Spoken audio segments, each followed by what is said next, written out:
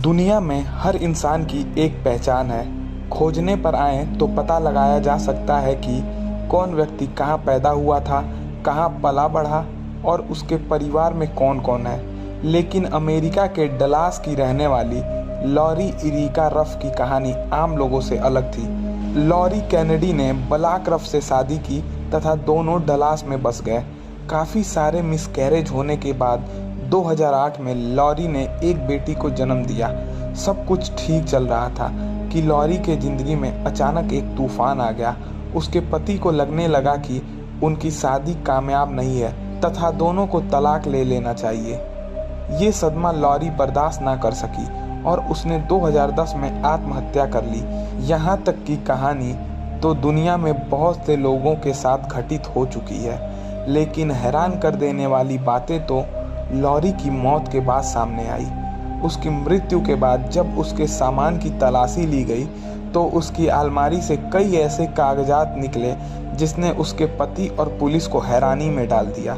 दरअसल मृत्यु के समय लॉरी की उम्र 42 साल थी, लेकिन कागजात के हिसाब से 1988 से पहले लॉरी कैनेडी नाम की कोई महिला थी ही नहीं। उसके पास से कुछ दस्तावेज बरामद हुए जिन पर उसका नाम बेकी सू टर्नर दर्ज था।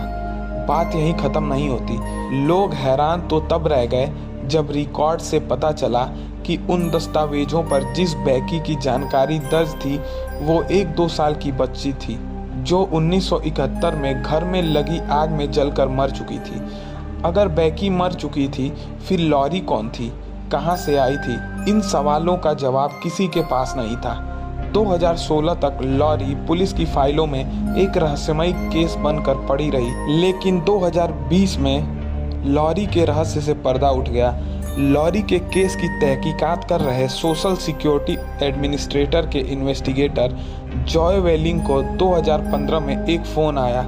ये फ़ोन न्यूक्लियर फिजिसिस्ट तथा फॉरेंसिक जेनेलॉजिस्ट कॉलिन फिज पैट्रिक का था। 2013 के बाद जब लॉरी की कहानी अखबारों में छपने लगी, तब से कॉलिन ऑनलाइन ही इस केस की छानबीन में जुटे हुए थे।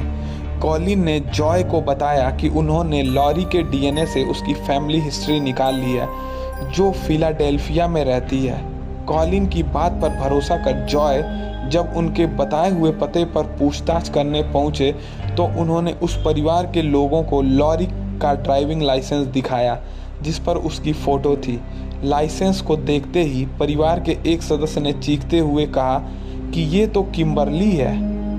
ये लॉरी की मां का परिवार था तथा लॉरी का असली नाम किम्बरली मैकलेन था। जब वह 18 साल की थी तब अपने माता पिता के अलग होने के बाद वो घर से भाग गई थी। इसके बाद उसने अपनी पहचान छुपाने के लिए मरे हुए लोगों की पहचान अपनाई। अब आप ही बताइए कि अगर लॉरी के जीवन पर फिल्म बने तो क्या आप एक पल के लिए भी ऐसी मिस्ट्री फिल्म से नज़र हटा पाएंगे?